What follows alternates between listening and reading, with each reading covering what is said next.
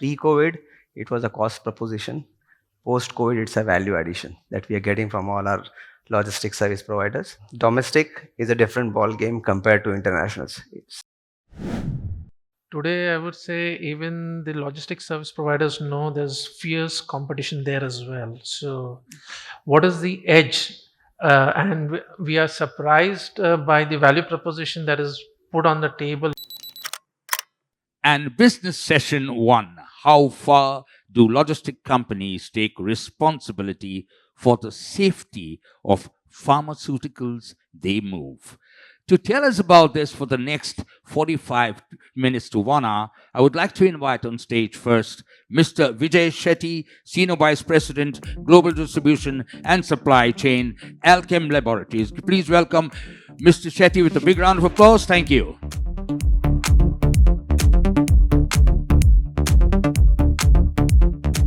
Thank you, Mr. Shetty. To follow Mr. Shetty, may invite Mr. Kaifeel Shaikh, Vice President, EXIM, Global Logistics and Domestic Distribution, Indoco, Remedies. Please, warm welcome to you. So, a big round of applause. Come on, Mr. Shaikh. Thank you, sir.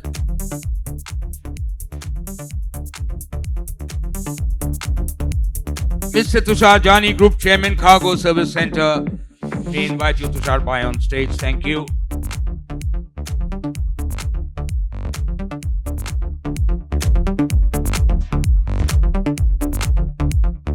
Mr. Roland, Weil, Vice President, Sales, Cargo, Frankfurt Airport. The round of applause for Mr. Weil.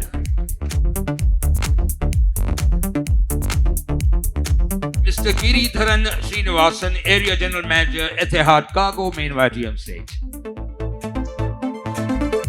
And to join all of them, may invite the moderator, Mr. Reji John, Editor, Indian Transport and Logistic News. Thank you very much. Once again, a warm welcome to all of you. 59 minutes, 38 seconds. So I will have a very hawkish eye on the timer. So the idea is to keep your responses brief, precise, succinct, so that we are able to take as many questions as possible, and perhaps end the conversation, end the interactive session with a few questions from the audience. Please have your questions ready. Make it no long commentaries, no reactions. But if you have a specific question, have it ready, and then we will take it up. A warm welcome to all of you. Vijay, Kaifeel, Jani, Roland, Giri. All of you are familiar to me. I thought that Kaifeel was not known to me, but I realized that those of you who watched the first video of the first 2017 inaugural edition, you would see Kaifeel appearing, making an appearance in that video. Great to have all of you. We were supposed to have also Pramod Pandit from Ajanta Pharma. For some reason, he's been quite unresponsive since yesterday evening. So if he's still around and if he still comes in, we will accommodate him in one of the sessions. Great to have two representatives of the Indian pharmaceutical company, Alkem Laboratories, founded in 1973, Indoco Remedies, 1947. So they at India at 100. So great to have those two companies. These are Indian multinational companies, publicly listed, doing great work in terms of pharmaceutical manufacturing from Indian manufacturing centers with a global distribution and network. And then we have three logistics service providers: an airport ground handler, terminal operator, cargo service center. Then we have Roland, more an Indian than a German, representing Frankfurt Airport cargo division. And then Giri representing Etihad Cargo, an airline. Probably we are missing a freight forwarder on stage, but there are quite a lot of freight forwarders probably in the audience. So if any of the freight forwarders want to make some comments and we are missing anything from the forwarding side, please do step in. I can see Venkat there. With that, let me come to the overall theme of the conference is ownership culture, building resilient supply chain in pharma.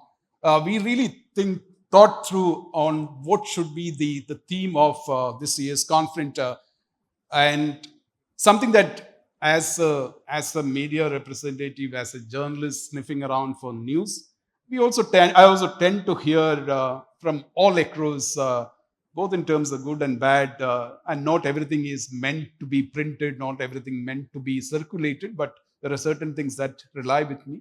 And there are certain things which have been told to me without taking names. I can always reflect and refer to some of those insights to make sure that we help the industry, we help the ultimate consumer, which is like you, me, and several other billions of people around the world, in terms of who are the patients when they. I'm actually really involved. Like my brother is in the hospital. I've been like spending some time in the last 2 months visiting him, and I know like how important it is to have that seamless flow of pharmaceutical products into the hands of hospitals and into finally into patients. So we don't want anything to go wrong in the logistic and supply chain for pharmaceutical products. And the specific session topic is how far do logistic companies take responsibility for the safety of pharmaceutical they move. So we will hear from the logistic service providers, and we will also hear, do they get what they're being promised, the suppliers or the pharmaceutical companies. Let's open up the discussion, and I like to be as conversational as possible. My responsibility to ask a question, sometimes maybe to provoke certain things to get the best out of the panel that we have, but at the same time keep it short so that we can take more questions. And if any of you have a question to ask to other panel members, please feel free to come in. Mr. Jani, you want to start? Yeah, I just said earlier that pharma, it is an intelligent supply chain, and it's a knowledge base, and the knowledge should flow from both ways, from shipper to service provider, and from service provider to the shipper. At the end, supply chain is a relay game, and all of us is to play our role. And I foresee, and I've seen it not only in India, globally, that pharma supply chain is improving day by day. But as I said, it's a very knowledge-based supply chain, and we have to get up to the extent to understand as a logistics supply chain service provider, the effect of these drugs on patient. Are we ready to go up to that extent? I think then we will win this game to understand where it goes. So that would my small preliminary response. We all are doing great, but we need to do much more. Okay, we are all doing great, and I will pick up from what you said in your opening remarks about this is a new world, and perhaps a brave new world, very complex in terms of the surroundings in which we live. So our supply chains have to be responsive, agile, resilient. Back to the question of ownership and accountability. Roland, what do you think is the responsibility of a logistics service provider, of which all of us are part of, maybe as an airport custodian? What's your first comments, first thoughts? Looking at the pharmaceutical supply chain, of course, what we want to make sure is there is no gap, no breaks in the chain. What I heard discussions over the last years about things like temperature excursions, about liability, which is the theme of this morning here. And what we want to make sure is that the airport is offering a fast and seamless transition. When you're looking at moving cargo globally, not all the routes are non-stop services. So at some point in time, you have to connect. There's some historic gateways that you have in Europe, being at a London or being in a Frankfurt or being in a Paris, or the last generation of the Gulf carriers with the Dohas, Abu Dhabis, Dubais, and so on. But what we want to make sure is that the moment the airport takes on the cargo and takes on the liability for the cargo, once the door opens of the aircraft, through all the process, unloading, ramp transit, going to the warehouse, going back to the ramp, going back into the next airport. This is a fast and speedy process. It is digitalized, it is track and traceable. You see, for us, and that's our game, you see at any point in time where the cargo is. You can see the temperature, you can see has it been shocked, has it been smooth, has it been getting wet, or you can ask all the questions that you have later. But that is what we are doing as an airport. We are connecting those supplies, supply chains, whether this is air to air or air to road or air to river in our case, or air to rail in Frankfurt. So all those intramodal transport links we have, and we make sure and we guarantee that if you want it as a shipper or if you want it as an airline, that this is monitored, and that's our aim for the future. And fast, reliable, and to a certain degree, getting cheaper. This is not easy, but of course, that is always the wish. The cost and getting it cheap, that we will come. That's an important question. Giri, the most amount of visibility of a pharmaceutical shipments. Think about like a 777 carrying, I don't know, about 80 tons of cargo from Mumbai through your hub in Abu Dhabi all the way to Chicago. The most amount of visibility is the equipment, the aircraft that carries. A lot of the time, airlines do come under severe pressure in terms of if something were to go wrong.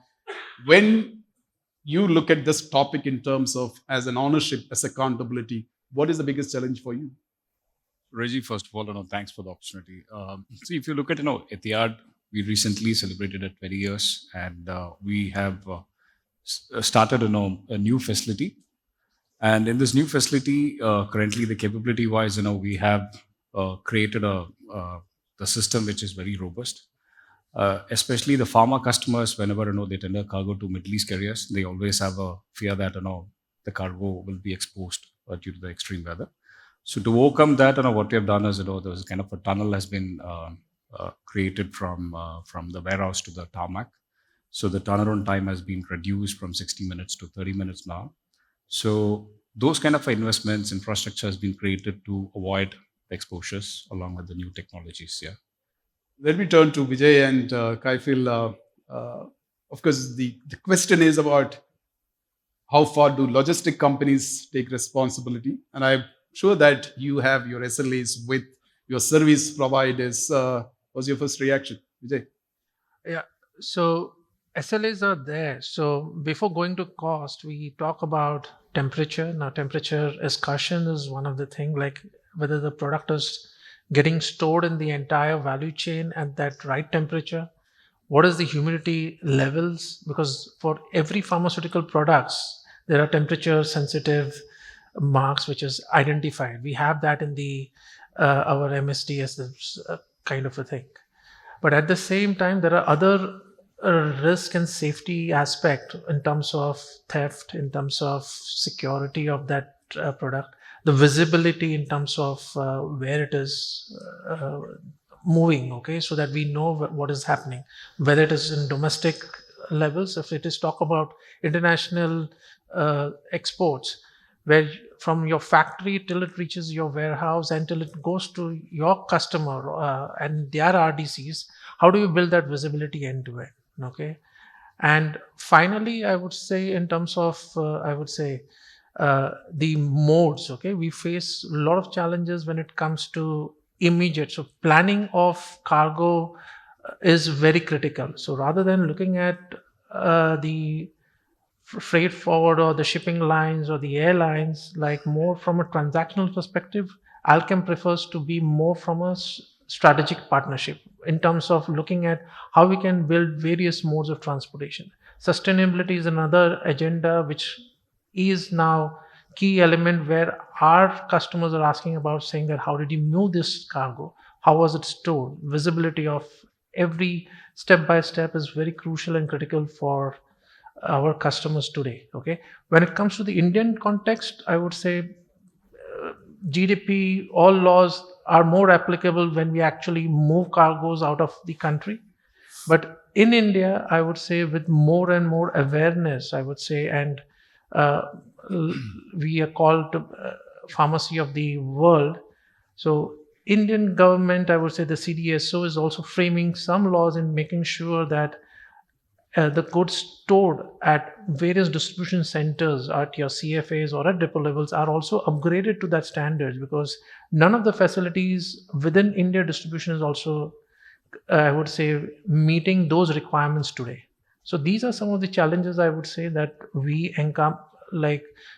we deal with, and while selecting the right partner, these are some of the measures that we look into before contracting with the service providers. Kaifeel? Yeah, so my take is, yeah, pre-COVID, it was a cost proposition. Post-COVID, it's a value addition that we are getting from all our logistics service providers. Domestic is a different ball game compared to internationals. It's Indian subcontinent. Kaifeel, how did that shift happen in like a few months?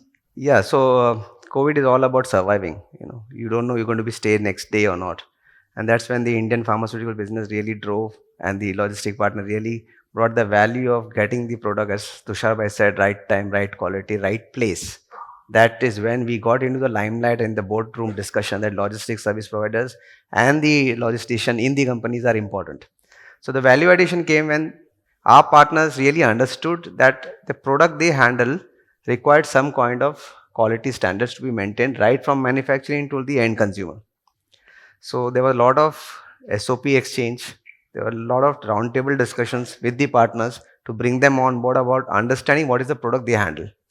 So Indian distribution, if you talk, we are all with the tuckers on the road. They are the owners when the goods are out of the factory. So unless they know what is happening and what they are carrying and at what temperature they have to store, rightly said by Vijay, GDP will bring a lot of change. Tushar touched it. The accountability will flow from manufacturer to the complete supply chain. There are parts of India where even the powers are not constant for 24 hours. And how are you going to implement this? So there is a lot of opportunity for investments, development, building up resilience within Indian business for pharmaceutical companies. 1.6 trillion US dollars is the global pharma. We are the 10th largest, 13th largest in terms of volumes, third largest in terms of volume, 13th largest in terms of value. What are we going to do for the citizens of the global is what we try as a manufacturer to do. Just yesterday, we got a US AND approval for lofexidine in US. And we are right in the marketplace. We are ready for the launch and the product is available in US. That is what the logistic partners have done to us. The value proposition have crossed across from our room to their trucks, ships, warehouses. I have visited CSC centers and they have built good facility. Still, there are challenges yet to be attained and understood and addressed. Handling is one part of business which needs to be thoroughly groomed with a team down the line supply chain. I keep my shipper in an upward direction. By the time it reaches to the end consumer, it's downward direction. So the whole value proposition is lost. When we are undocking or we are loading the shipment, the excursion that happens, we have good service centers in warehousing, in freight. When the transition happens from warehouse to warehouse, what is the quality standard? The partner should understand what kind of exposure limit he should have for the product to be subjected to. So to answer more precisely, there are a lot of challenges in terms of handling. First mile, last mile is a great challenge. Still in India, even abroad, we have good standards here. Our international airport at Bangalore has got the AIC highest 5-level accreditation recently. So we as Indian service providers are gearing up at the destination. What is the treatment to our product? So US business or international business is more about all the incoterms. If I am going to bear the cost, it is yes, I am very much aware. If the partner is going to bear the cost, I am okay with it as a company that I hand over and he has to take charge of the quality standards. But we need to understand this is going to go and consumed by an end customer. The efficacy is lost. He is not going to pay or get the price that what he is believing that he will be treated for a particular disease. Handling your awareness within the system for training, as rightly said, till the last mile, the geopolitical pressures, that congestion that happens in the port, how the airport, the port authority is going to mitigate those risks. We have Bangladesh event. All the business at Bangladesh is now at stake. This month business is now, we are trying to find a way out to push our goods through in the system for the citizens of Bangladesh. And last but most critical is to understand what is the timeline we need to go to the market. Competition is too high. They can cut down on SLAs or time levels. In manufacturing, if the product takes 5 years, I cannot cut down the time for 5 years. So right from the time of procurement till the end user, from development to distribution, they are there with us. So they need to understand that every time loss we do, there is an efficacy loss in the system. For us, it's not more about cost, it's more about value proposition for them.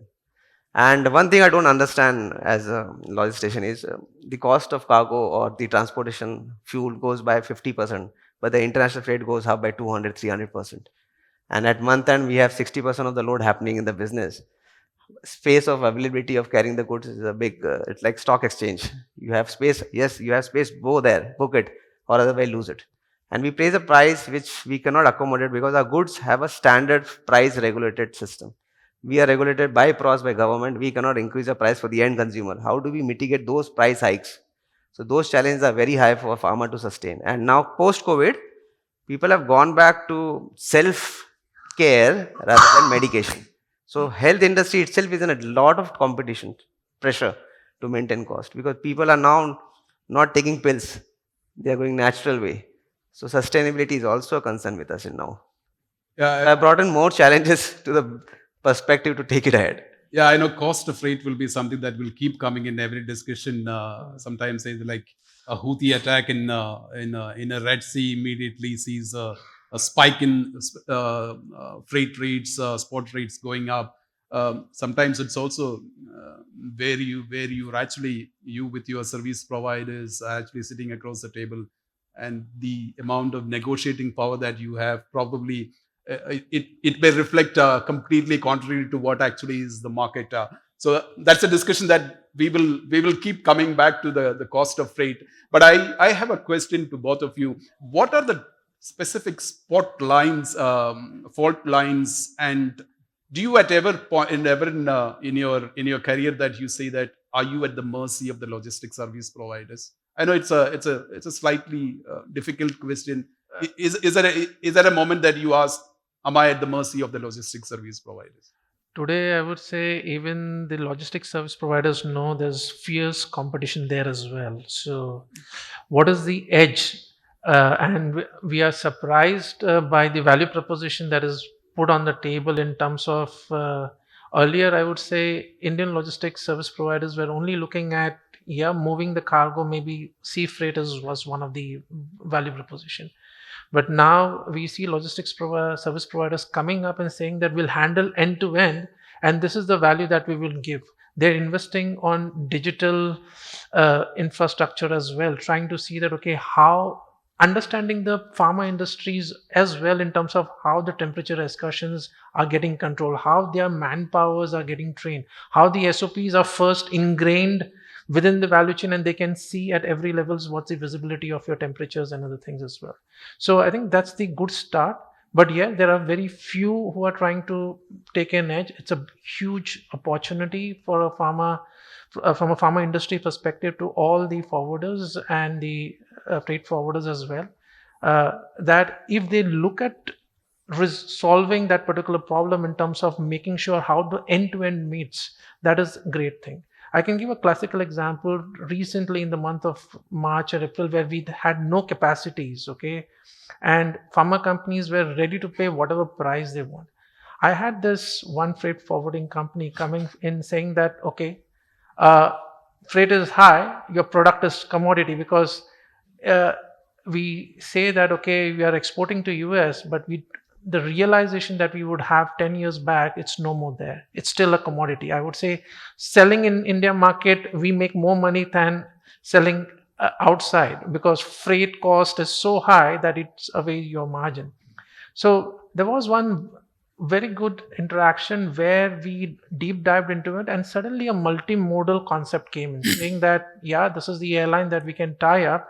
So you can not only cut down your cost because of the lead time got crushed, and we got both the air and sea kind of a variability, and we monitored the end-to-end shipments, not only one shipment, but we continuously did more and more shipments via that route. That was a new thing which came up, and now today, like, we are exploring. It's like let's try that. And like as a shipper, I'm also willing to experiment, saying that what can go from Sri Lanka, what can go from other states where actually that airlines have services, and we can move those cargoes. So we are not bounded by doing everything from Mumbai or Delhi. There is a solution which is happening at Bombay, and it is making sense. We are up for it for that trial. So these are some of the changes which is happening at the moment, I would say. The other thing is in terms of whenever there are issues and nothing is under control. Earlier, what used to happen, the corrective and preventive measures was a big headache for us, which means that these freight forwarding companies would not even understand what to put in, and we used to get a generic remarks kind of a thing. Now I see the quality of that improving and trying to see that, okay, how I can avoid it in future so that that trust is built up. And when we actually share those outcomes with our counterparts, that's the conviction that we receive, because we know that at any given point of channel there are issues which is going to happen, but how are you ensuring that in the entire value chain that visibility, that trust, the corrective measures are getting implemented? So that's the new thing that we are seeing changing. But I would say more and more freight forwarders can definitely take benefit of it if you are actually going further in that value chain. Kaifeel? Can I just say here? Okay, you want to respond? Then Yeah, I just want to say that. I think so, we realize that the black hole was at the airport in terms of information. We came out with this nice idea of what we call Turant. You type your airwaybill number, you know where your cargo within my terminal, what temperature it is, and what process it is. Vijay, just to say, the interaction from the exporter is minimal, right? So my point is, I think so we have to sit together and say what information you want and give that information, because what is happening, he's sitting in his office and he doesn't know what is happening. And that's his anxiety.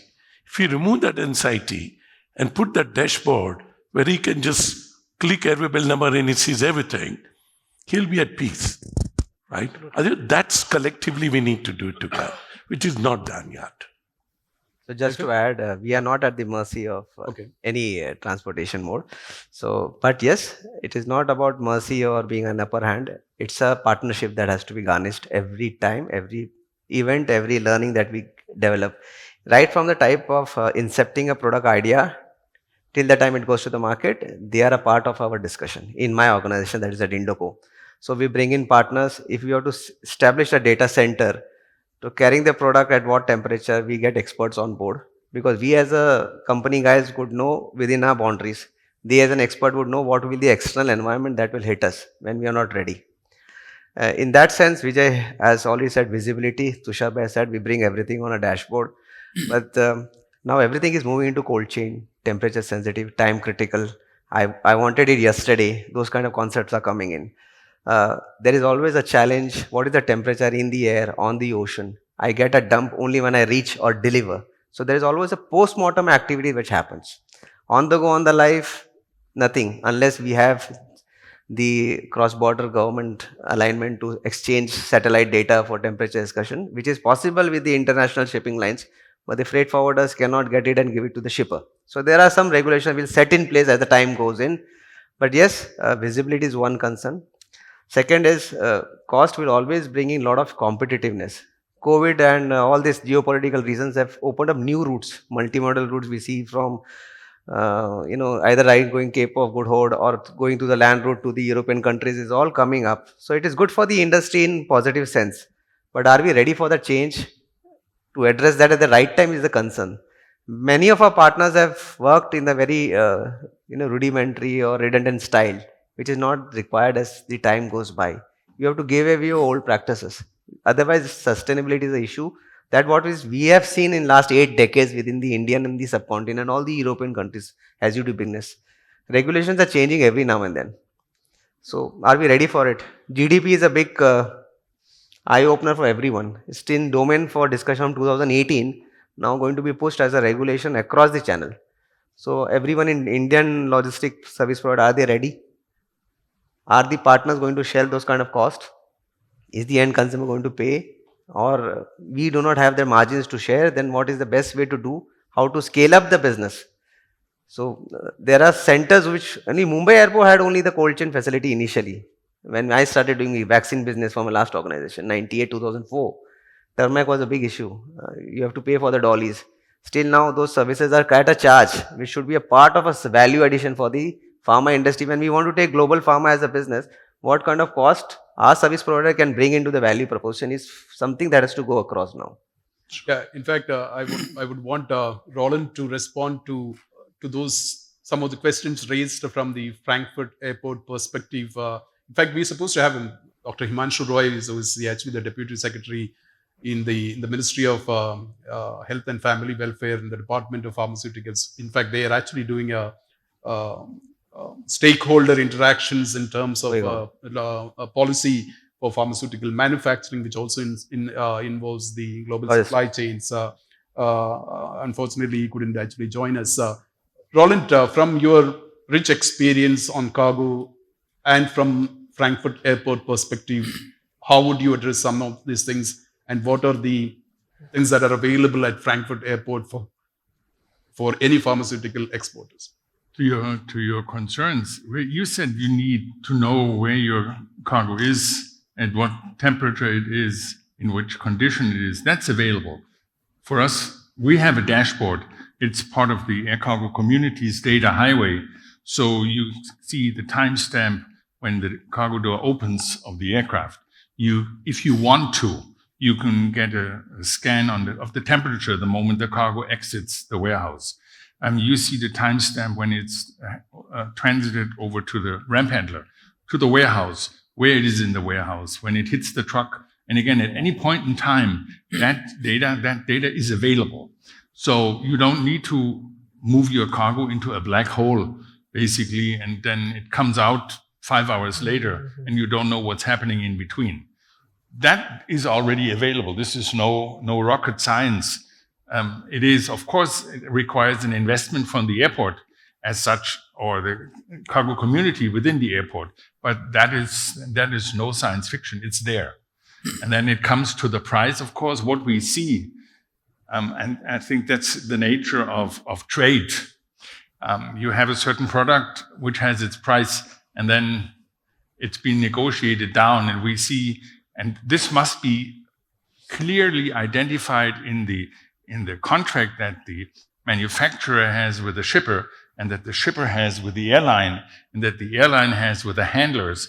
Certain quality standards must be adhered to, and it goes without saying that we do Just that. to say, add on that is, we have whenever we go for a contract, so there is a quality or a, introspection done. There's a technical agreement and the commercial agreement with all the vendors we get into the business. So quality aspects taken by a quality QMS management system. So that's in place. When you talked about temperature visibility, I was talking on live. Even our product when it reaches, can give us where it entered the black hole and when it came out. So that is a post-mortem activity which we do. We are talking about on the ship. If I want to know, I'm at mercy of my logistics service provider. Will there be an event where on the ship or on the air or on the tarmac, this all data is available post the delivery is done. At Frankfurt, you said it is there, and how you share it with your service provider, the freight forwarders, and how he does it to the shipper, that gap has to be built in.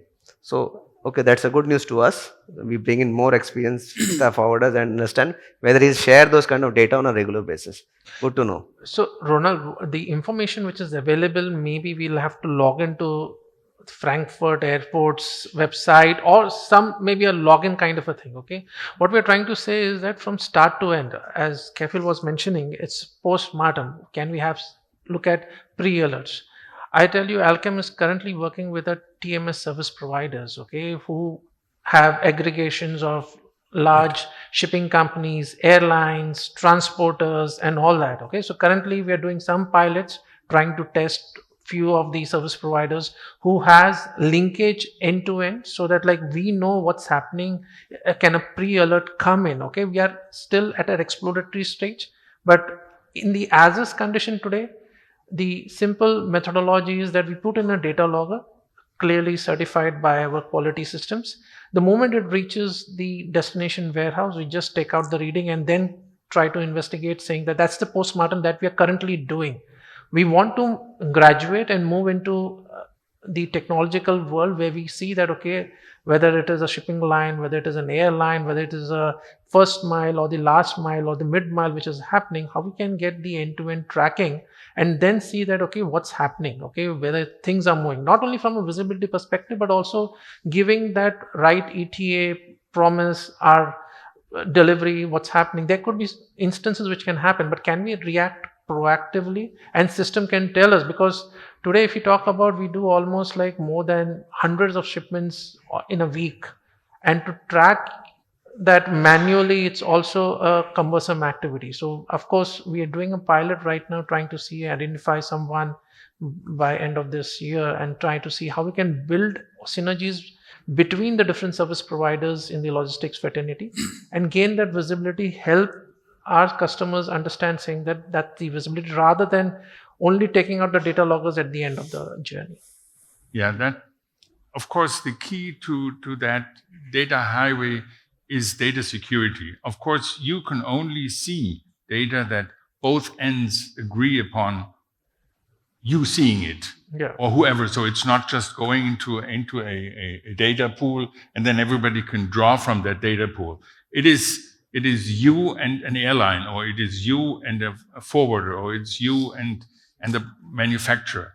And you don't have to wait till the end. This is a live process. If you're in the cool dolly, if your goods are in a cool dolly, that cool dolly has a phone line. That cool dolly has a GPS, that has a temperature tracking, that has a shock tracking. So you see live, once you log into that cool dolly, you see the condition of your cargo. Of course, if it's on a high loader, it's being offloaded and then it goes onto the ramp, then you have temperature loggers that could... That is in place. That's in place. Yeah? So that it's all possible, and it's a live product.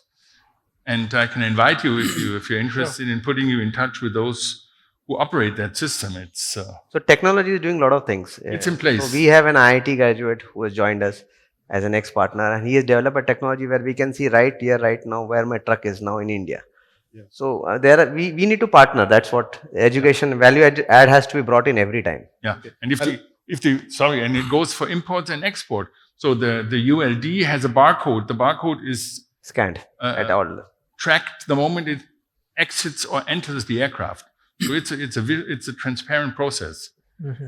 I think Giri has something to share. Before Giri comes in, I think if as much as we talk about API as an active pharmaceutical ingredient, we must also talk about another API which is very critical to all of us, which is the active application programming interface. I think it is today no company builds their systems from entire system. It's all about plugging into systems, and today you can sit and do your banking with multiple banks. You don't go to each of the bank. So it's all about APIs. Giri. Absolutely, a bang on, Reji. I mean, one of the pointers, I wanted to highlight here is, I think if you look at airlines, if you look at, airports, if you look at your freight forwarders, everybody's got the technology. What I feel is, there's a missing link, because, we have our capabilities in terms of, connecting our system with your freight forwarders. So it needs a link from all the stakeholders so that the visibility will be provided.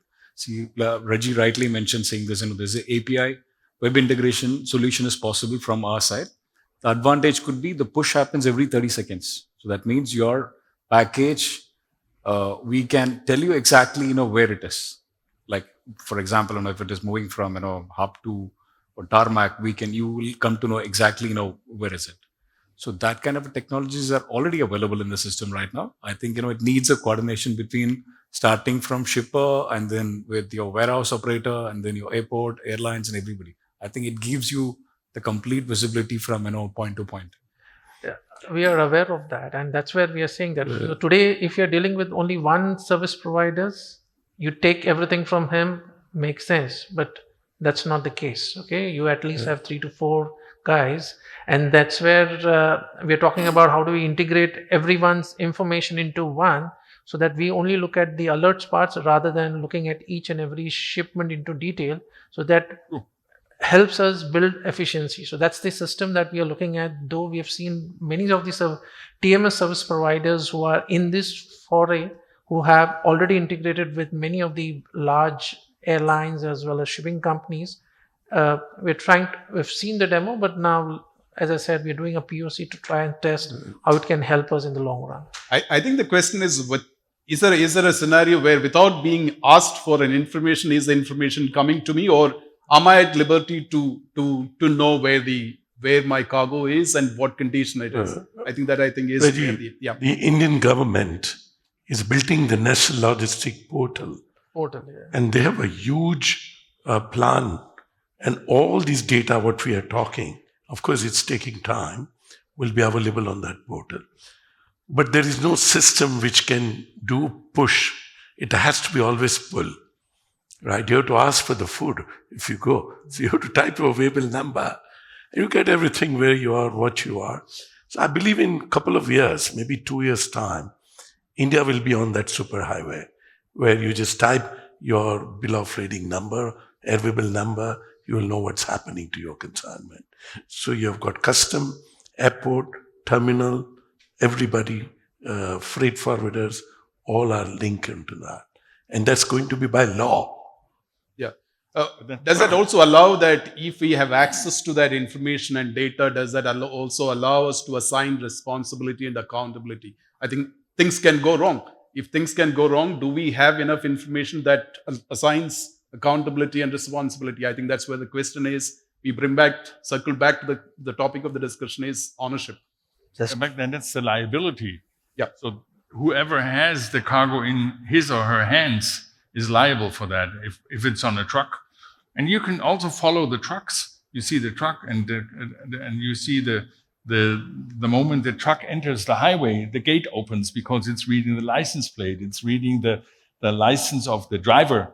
And so basically the liability is within the trucking company, and then it gets transferred over to the cargo handler the moment the truck offloads in the warehouse, and then the liability goes to the cargo handler, and at a certain point it goes to the airline then. So that's a clear track, and there is no doubt who is liable at what point in time,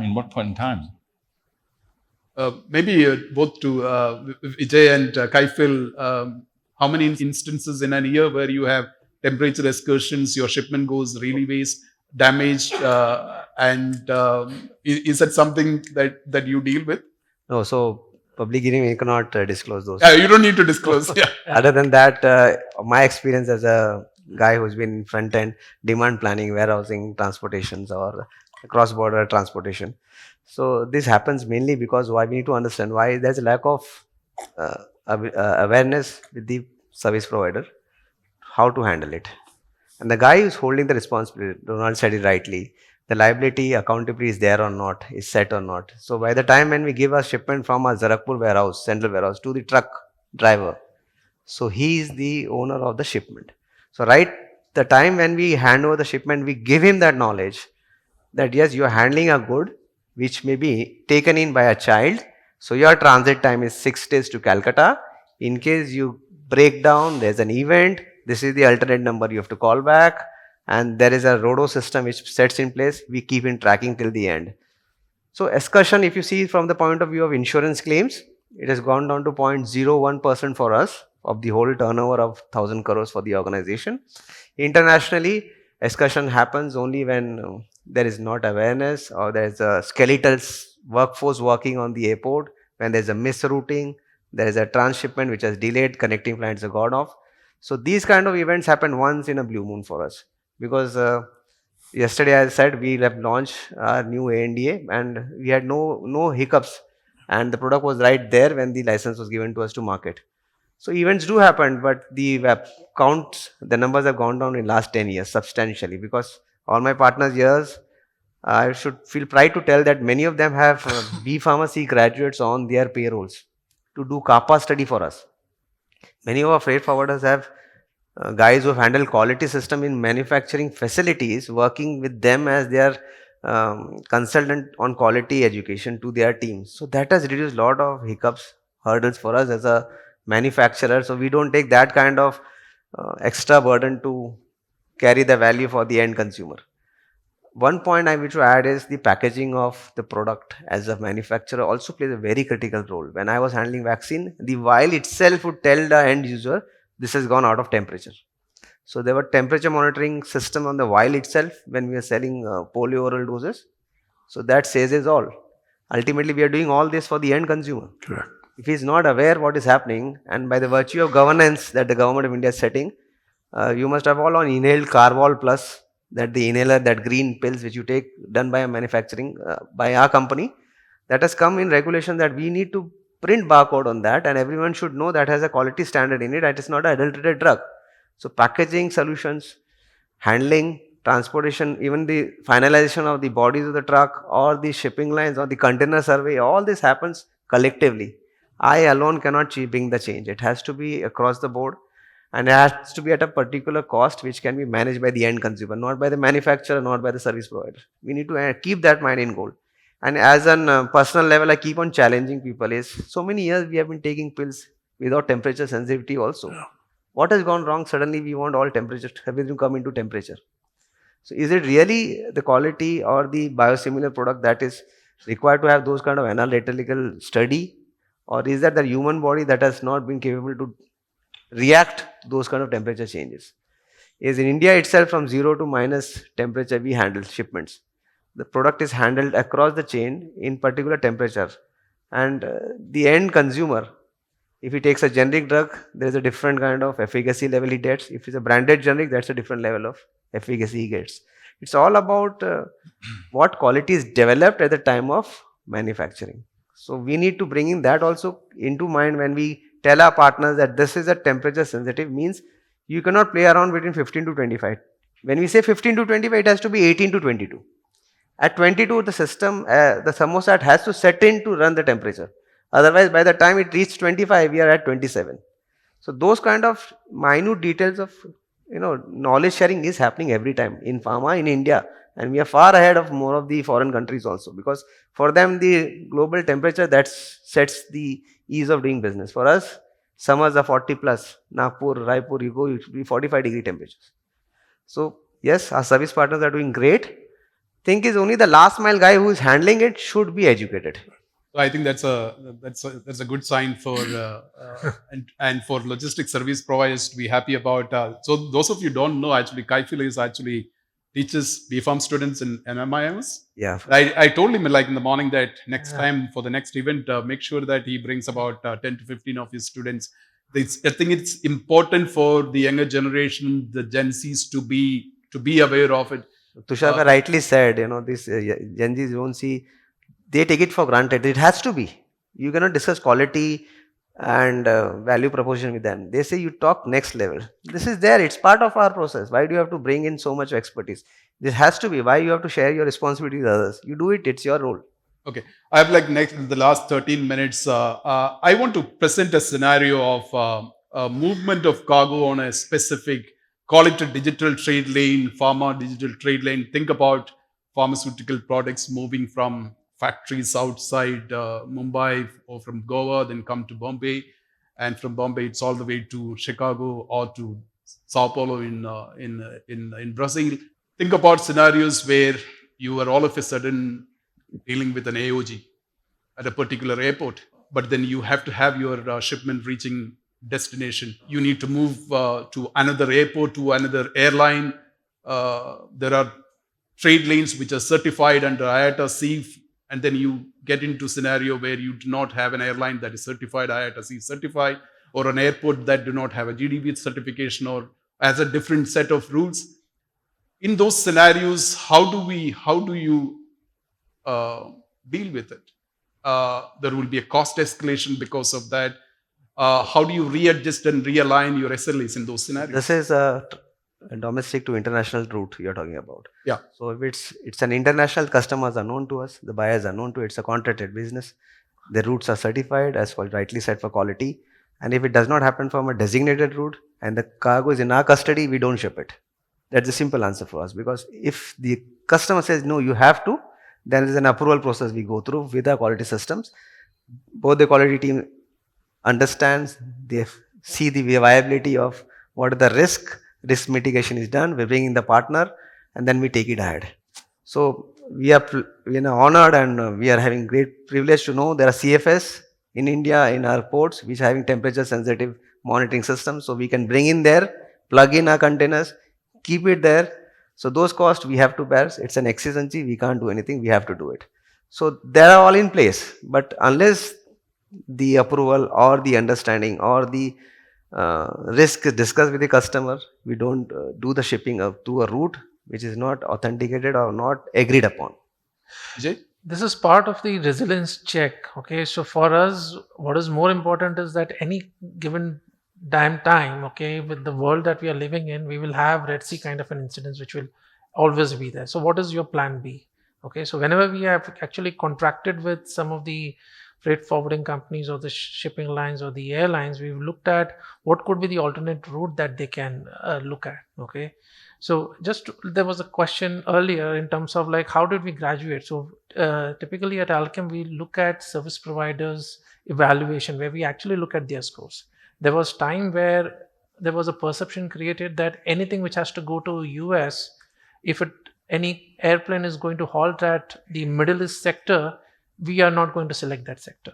Reason being temperature excursions and all this kind of stuff. So these are some of the decisions which were taken, but later on we tried with those airlines and we were very much surprised to see that the kind of steps taken by the Middle East carriers as well in terms of how are they ensuring that the temperature excursions don't repeat. So today when we look at, I think that's a journey that we actually pass in, and basis the resilience and the action plan that we have, or the BCP that we call, with every partners, because at the end of the day, your sales and marketing team, they don't understand it. One thing, they only want that, okay, their sales needs to happen, and it's our responsibility as a logistics leader or a supply chain leader to provide with that solution, saying that what is an alternative way to make things happen. So irrespective of today, we are very clear that there is going to be Red Sea, there's going to be war, there's going to be disruption across. Do I have a logistics service provider or a partner whom I can trust to deliver still given whatever conditions? Okay, it's not that, okay, I will not have containers available, my demand will go high or low. Do we have that? So here, rather than shippers also like us, we have also gone back and did our homework. So typically earlier, 5 years down the line, if the product is ready, we contact the service providers. Now it's like a 1 month visibility is clearly given in terms of saying that what we want to do. Okay, when we're talking to airlines or when we're talking to freight forwarders, we are clearly saying that I have this month so much of tons. You tell me destination wide, 80% is the production that we are talking about is right as of now, saying that 80% of the cargo or that tonnage will definitely move out of it. That makes things much easier. Okay, we have gone and signed long-term contracts also with some of the shipping lines and freight forwarders to make sure that they know that this much is the investment which is going to happen. Okay, and what is that resilience action which we can both build together, because you also need information to actually build that infrastructure for us as well. So many of the forwarders also have warehouses in the respective destinations as well, whether it is Dubai, whether it is US, whether it is some place in the Middle East areas as well. So this is some of the BCPs that we actually work with some of the forwarding companies, which help us mitigate risk in the long run. Giri, you want to address that question now? But probably you would have come across some of the just to scenarios. add, in this kind of scenario, as Vijay said, it's a crisis. So yes, we are at the mercy of the logistics service provider. So, Okay, Giri. see, my stake is, when the crisis happens, it's beyond anybody's control. I mean, you can't do anything. We have to literally live with that. But of course, we always work out a plan A and plan B in terms of how do we mitigate the risk factor and try to provide a solution as quick as possible to the trade. See, for example, when the Red Sea crisis started, and then we had, the whole logistics had a issue, and then what happened is, the cost has gone up. See, one of the thing, what we advocated to the customers is, if you look at India as a market, we don't, work on a block space agreements with airlines or, with the freight forwarders or whatever. India is always, it's like, take advantage of the particular day or a month in terms of whatever the best rates are available. But at the same time, when I look at APAC market was kind of very stable prices, even though they also impacted with the Red Sea. Customers have taken those spaces with the fixed cost for a long time, and then their logistics was not impacted that as much as India. So that is one of the feedback probably we wanted to tell our. I'll only counter here is it's not airlines sometimes look at, because for you it's a river cargo. Okay, you can replace pharma with grapes, you can replace with mango. So for the capacity is also limited. Okay, so when I look at Red Sea, I go back on the drawing board for a shipper. We say that, okay, if my inventory days levels at US is only 90 days, I know that the airline cost is going to go high because there's no strategic partnership or alignment or triparty contract that we have. And definitely airlines will definitely look at, or shipping lines will look at opportunities. Okay, last 3-4 years has been really good for the shipping lines and the airlines. I think everyone is making money, which is good. But at the same time, we work back and say that instead of 90 days, can I have 150 days of stocks lying it? Because the kind of cost that we are going to pay in that particular route is definitely going to be double comparative to. And customers' needs have also changed.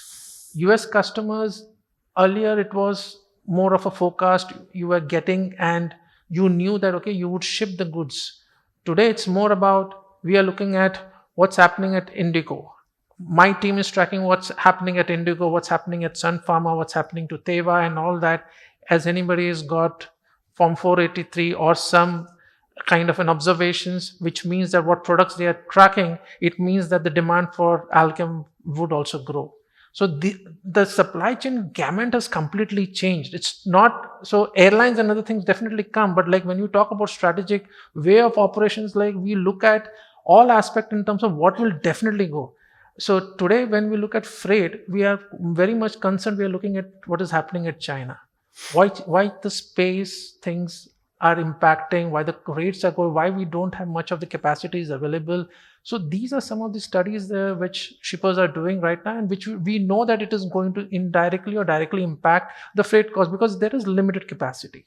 Okay, what I request to the airlines, and like there's huge opportunity. I would say there are few airlines which is also looking at India as a market to actually even reach out to different continents where we are partnering with. So I think that's a good opportunity. As post-COVID, many of the airlines, like if the cold chain, if you look at not only from a pharma perspective, the demand has almost tripled when you look at the statistics. So cold chain limited space is clearly there. Okay, we have some airlines like Air India and all that, which of course have to still understand the way of working like the Tatas or work like professionally, but like still there are rooms and gaps in the entire system or the way things have to move. So there's capacity gap because of which things have not been the way it should have been. We are almost reaching at the end. I'll just allow Roland and Mr. Jani and Kaifeel a few seconds, and then I'll take 2 questions from the audience. But isn't your transport cost part of your production calculation? Yes. So you have your ingredients, you know that prices might go up and down. And you have the same for any sector of the supply chain. So we see more and more, and I'm just observing this, the more and more companies going to spot rates, deliberately taking the risk of prices going up just to catch that little piece rather than doing an agreement for 5 tons a day from A to B. So you have the opportunity, but I think you should just see this as production cost and block the space, and you have your. So, No, Reji, we are doing that. Reji, the good news here into the whole value chain, as far as our value is concerned, our price factor remains same, whether COVID or no COVID. True. Right? So I think we are probably, I would say, more pure, right? Among, so that's a little small note. We are on the same side. Our prices. I'm just saying, so our prices remain same. But leave aside, I think what's important now to the real question is, the airlines now are very sensitive to these products. They have a temperature control experts within their group. They understand this very well. On the AOG situation, airline really moves very fast and to look at those cargo. But AOG is AOG, right? It could be the aircraft might have landed in Karachi, Yes. and I as a forwarder may not have reached in Karachi, right? So that can happen. But I believe over a period, the airlines have become very, very sensitive to this. So if you look at large airlines, they were those experts. But the primary, as I said, important is to exchange knowledge and understand what we need to tell them, what they need to know from us. Now, they don't want to pull, the pull one. We can do the push one as a logistic guy. But there is so much mail and information will go. One day Kaifeel and Vijay would say, hey, stop it, I can send messages to him every second, say, hey, this is what happened to your shipment. So I think we all have to get a moderation, what you want, which is critical. That's why I'm saying we have to agree, at least for India, a dashboard, we'll do it, and we are happy to be a communication tower, right? If people give us the information, we'll push it to the people. So with that, I think we are in a good news. So, just to add. Kaifeel, if it's not strictly related to this, I would ask you to hold on to the final comments. I'll just take, if there are questions, I'll just take 2 questions and just one. Can we get 2 questions? That's all. The rest of the questions we can ask during the break. Can we have the mic there? Hello, thank you for good discussion. Mandar Zamre from STADA. One of the question and the pain point for pharma manufacturers locally is getting the import license. So is there any thought process or initiation from freight forwarder, the airlines and the pharma team as well, that getting the import permit on time, specifically in the Europe region? So ultimately we are not paying the damage charges for holding the goods. So is there any thought or initiative from the airlines and the shipping industry? We are ready to do anything as long as you pay the cost.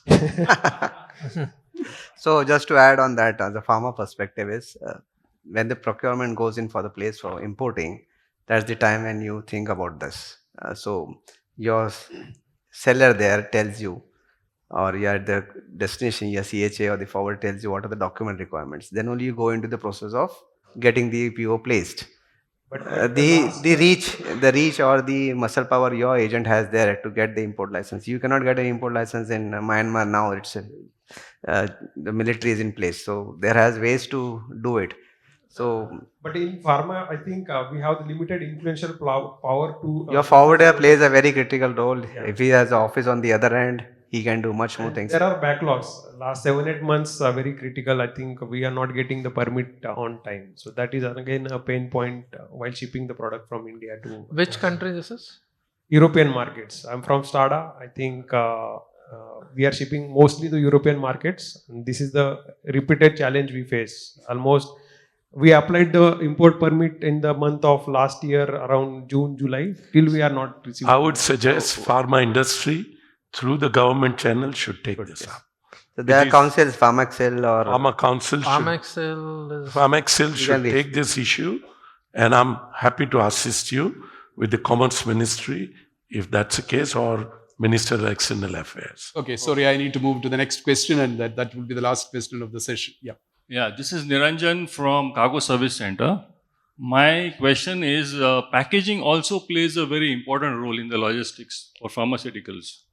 And this question is coming to me for many years. Why can't we have a state or a government authority to certify the packages? So, just like it happens with dangerous goods, which is another product, and it is certified by IIP, which is a state or a government authority. So this question is for the pharmaceutical company. So packaging, there are 2. Even if it is certified by any authority, okay, and it is proven, within the organization, there is a quality group which actually looks into the stability of that particular packaging itself. Okay, so moment we get that approval, like for example, I can name few companies, Vacutech or some other companies that whenever we actually doing business, okay, first thing is to actually get it validated. Okay, and our internal quality team certifies that they have certain stringent processes to actually validate it. And once that happens, then yeah, we're good to go. From a packaging perspective, now I see there are many companies talking about how do we save even cost. Earlier it was only envightness. Now we have different various options talking about returnable packaging, trying to see that okay, how we can save the end-to-end cost, store more products into that, make sure that the temperature monitoring is also happening on a real-time basis. So those are some of the advantages that we see as of now. Just to add on that, sorry. But certification, irrespective of it, even if it is not certified by government and all that, if any company comes in, that is first to be validated by a in-house quality and quality assurance team. I'm not in favor of government. Yeah. Let the industry do this thing. Yes. So rightly said, 2 points on the packaging is primary and secondary. Primary per se, we all need to know whether you're going to bottle it or put it in a vial or strip. So that's a quality standard. Every organization does it. It's my product. Unless I'm worried about my packaging, it will not sustain the whole channel.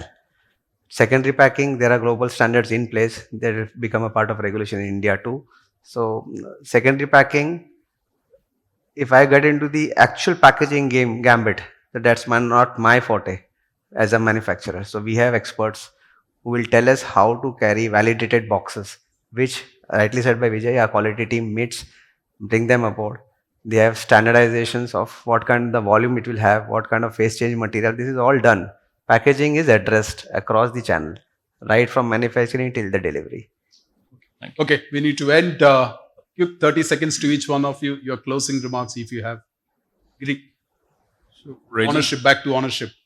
Okay, Reji, first of all, whatever I understand for the last 45 minutes, I think we would need more collaboration among all ourselves, all the stakeholders, starting from the manufacturers till all the stakeholders. I think the technologies are available. I think we need to sit down and talk about how do we integrate all these things, or how do we close the loop. I think that's the way forward. I think. Yeah, technology is available, cargo communities and collaboration. Roland. It's available. It's there. Make use of it and select the routings that assure you that your standards are maintained and kept, and that if you go to a little airport in the boonies, certain expectations are there. But if you want the full product, you go to the big guys or those who are specialized. It's all there. It's all there. There's nothing that needs to be invented. So exchange of knowledge, more close interaction. What is your product? Teach us what your product is. And rest, leave handling to us. For me, availability and scalability. There's a time requirement now.